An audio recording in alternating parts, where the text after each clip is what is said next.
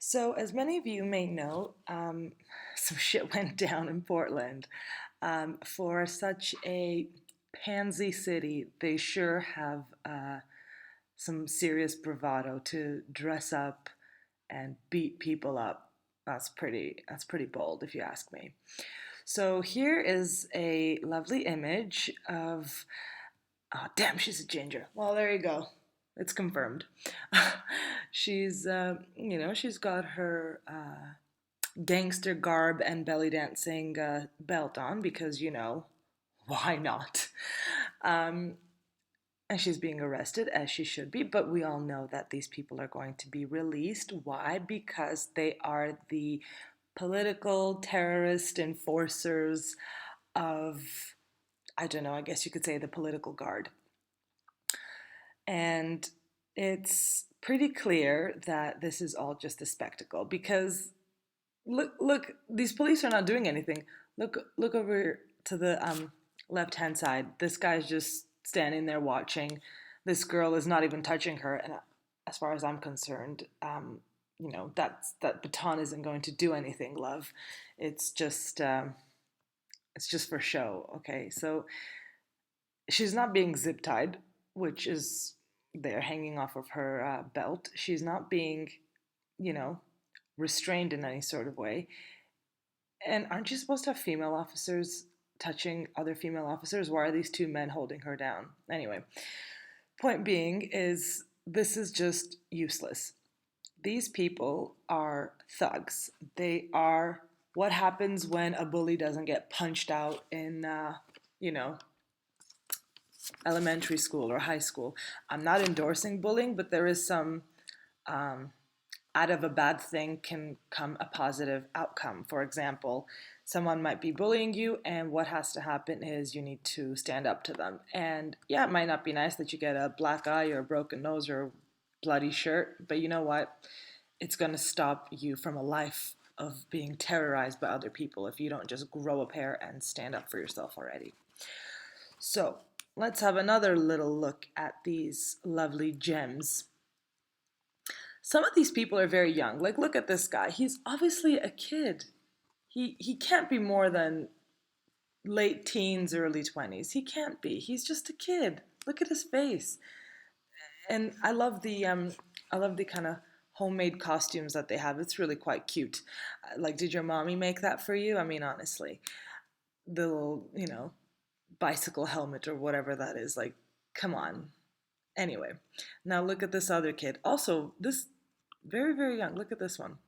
I know you can't really tell because so much is covered, but that is some taut young skin. Come on, guys. This is a child. This is these are children, and I say children because we've prolonged infancy for so long that you're not an adult in your 20s anymore, even though you're supposed to be.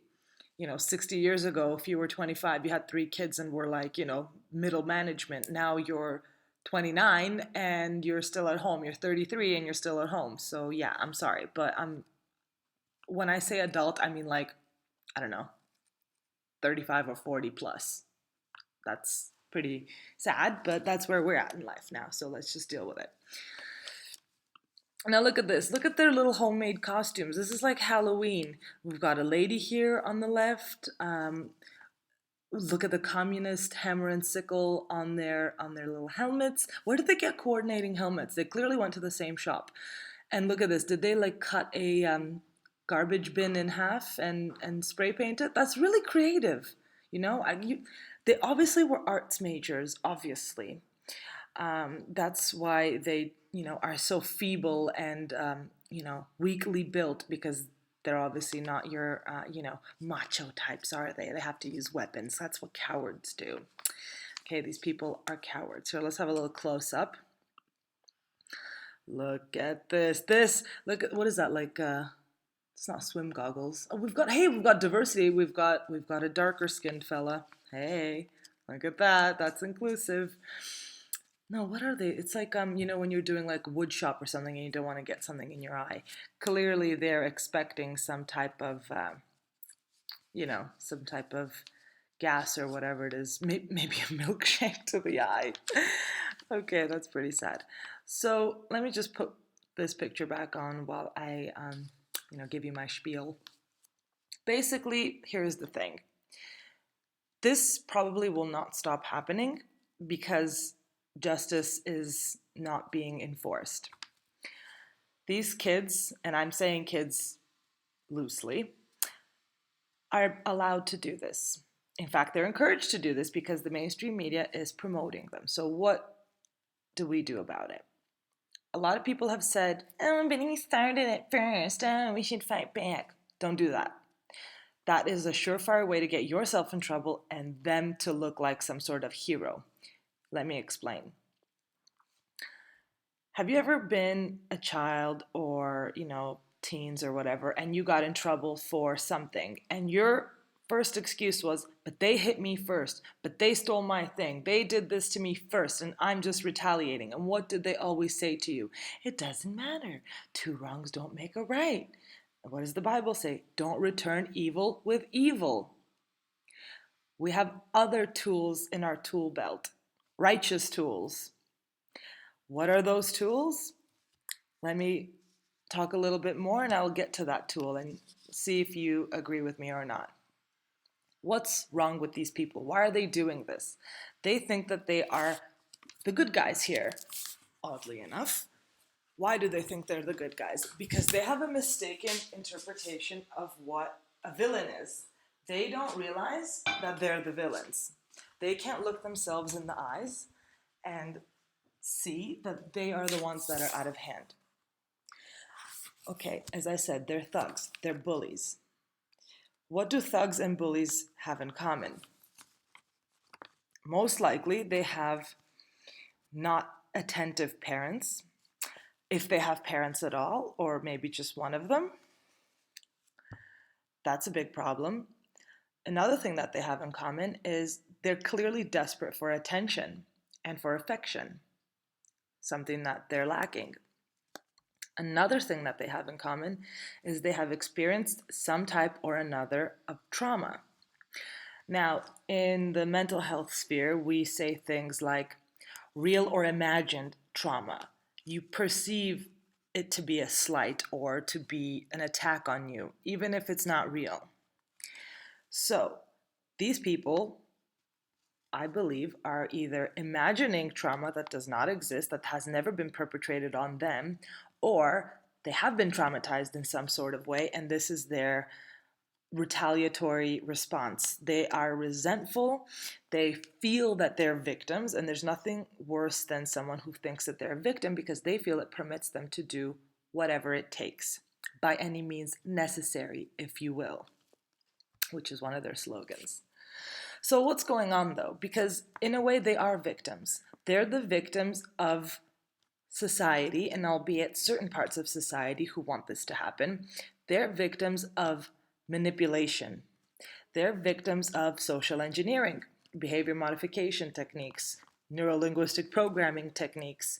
When people say they're triggered, that's not a joke. We think it's a joke because we can't fathom how easily duped these people are. But to trigger someone is an actual thing. You have a sleeper agent, you have a trigger word, they're triggered. You have, a bomb and you trigger it and it goes off, right?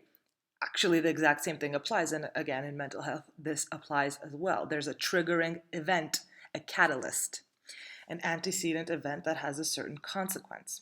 So they are, in fact, victims, but not the kind of victims that they think they are. They have, I guess you could say, a Stockholm syndrome. They're identifying with their captor. The person who's victimizing them, they think is the good guy. And the good guys, they consider to be the oppressors. Okay, so they're obviously manipulated. They're under emotional duress. A lot of stress, a lot of paranoia, a lot of, poor thinking and maladaptive strategies. So what else is happening? They are quite literally drugged up and confused. What do I mean by drugged up? I don't mean like they're hitting the reefer a little too hard, although I'm probably sure that they are. They're on psychoactive drugs, illegally prescribed psychoactive drugs.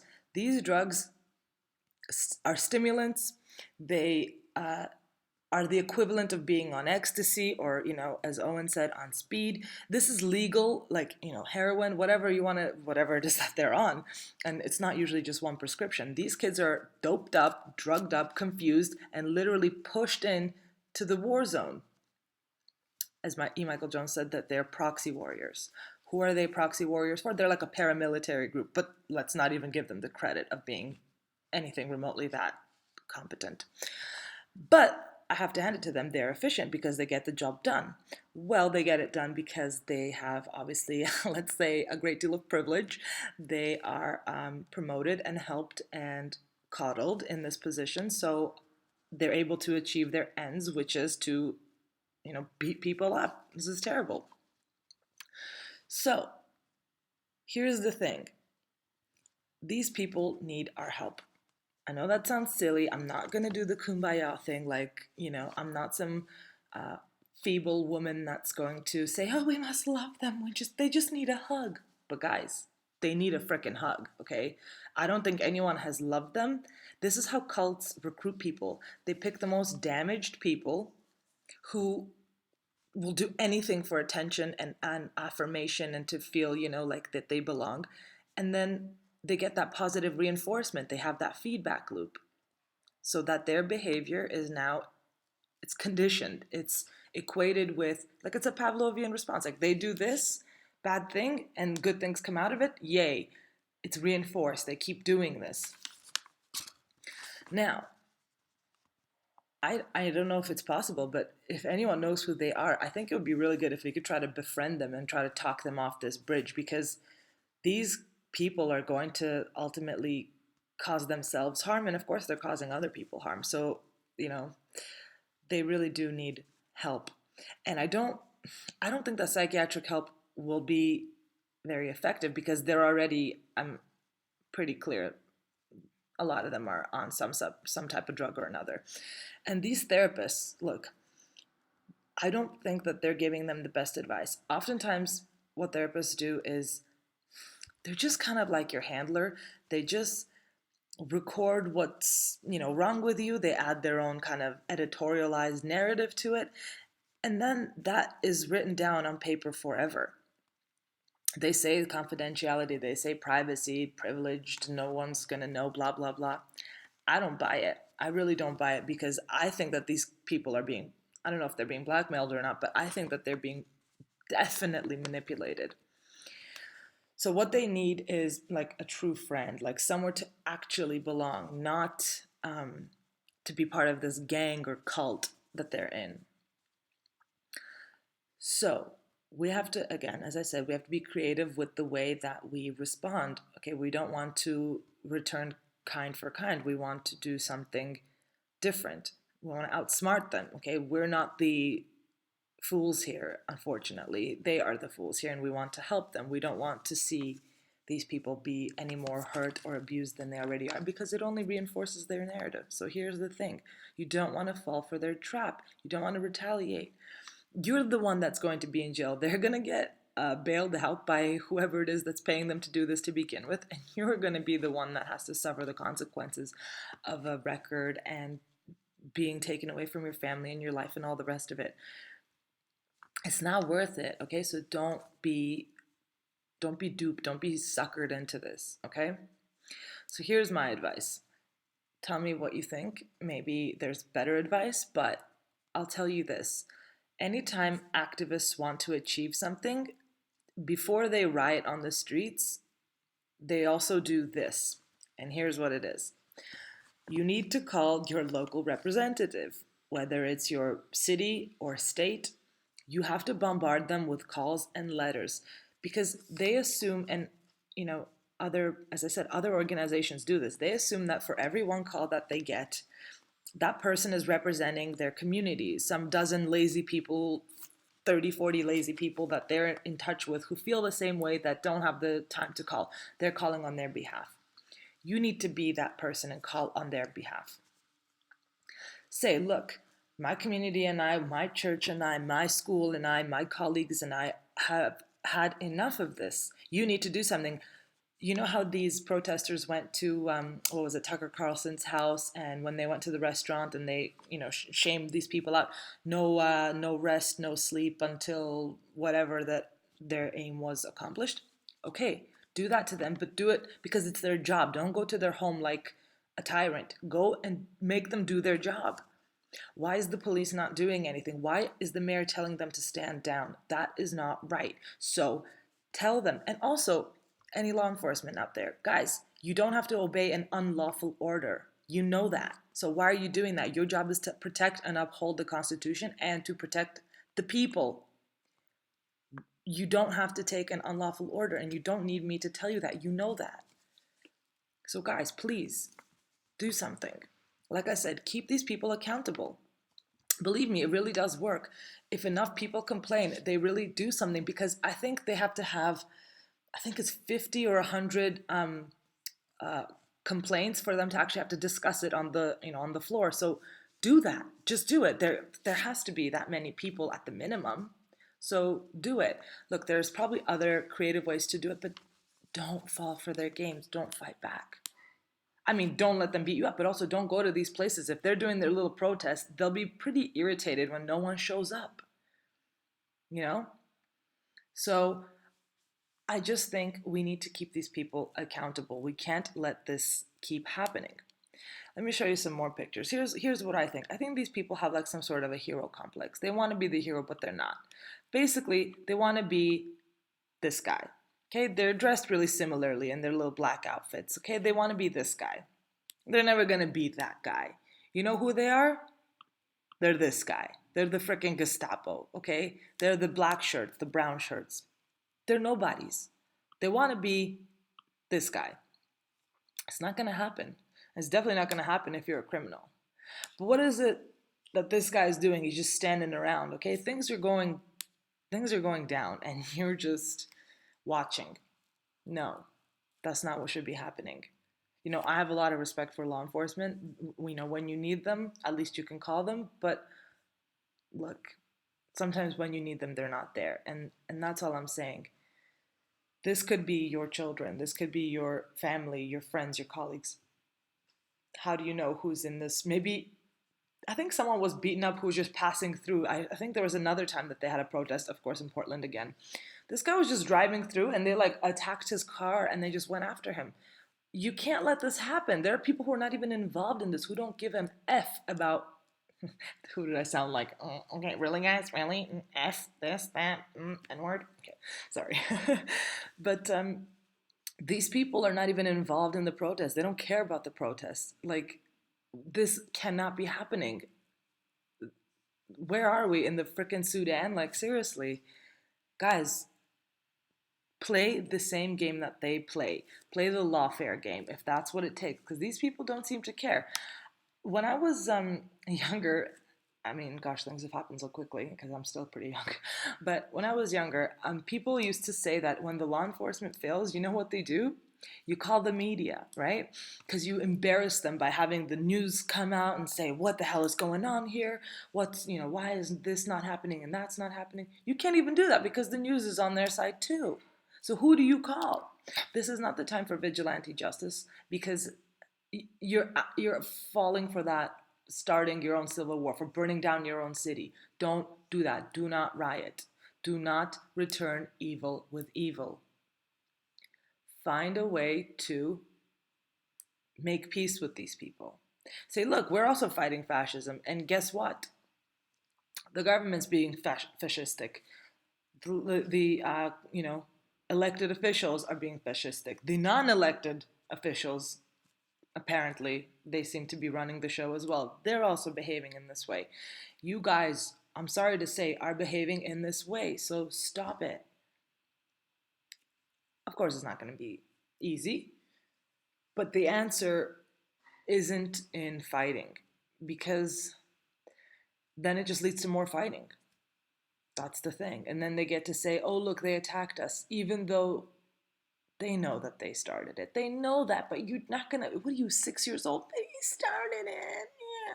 Like what Molyneux said, oh, he started it. Let history remember.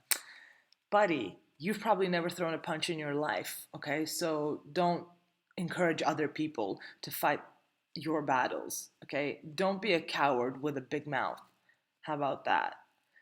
Anyway, just realize that these people are severely damaged inside, and that's why it's manifesting itself outside.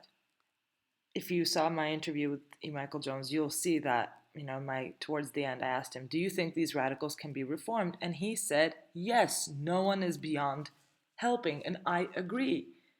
It's not going to be easy. Like when you get, for example, checked into a mental hospital, you're going to flail and throw yourself against the wall, and eventually, slowly, you'll stop doing that.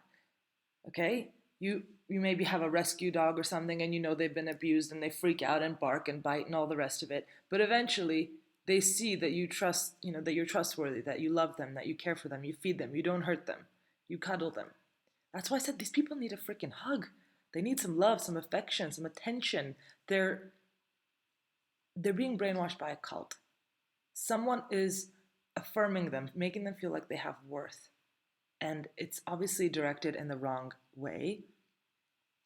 But we have to realize that this is what they're lacking, and we should be able to provide them, okay, with this kind of support. I don't really know what else to say. Stay safe out there, guys. Please try to stay away from these people. And, there's a reason we have the Second Amendment, I guess, isn't it? Hopefully it doesn't come to that, but, if your life is at risk, that's unfortunately where things end up. And it doesn't always require any sort of weapons. People can kill you in all sorts of ways. So just please, these people are throwing cement masqueraded as a milkshake. You got to be careful. In London, they're throwing acid. You're getting stabbed. You get all sorts. Okay, guys, please. We don't need another war, domestic or abroad. We don't need it. So call your local MPs in your district. Call your state representatives. Do not stop calling them. Find out what their numbers are. Find out what their emails are. Send them letters. Do not stop. Because if they have a certain threshold that is required for them to actually have to discuss this, meet that threshold and exceed it. Do not let them get away with this. How dare you? How dare you? How dare you? I'm a baby boomer. No, just kidding. But seriously, is this why you had children, to send them to the wolves to get killed for your whatever it is you're trying to achieve? This isn't right, guys. We fought these people. We don't need this to happen again. All right? Like I said, stay safe. Love each other. See you in the next one.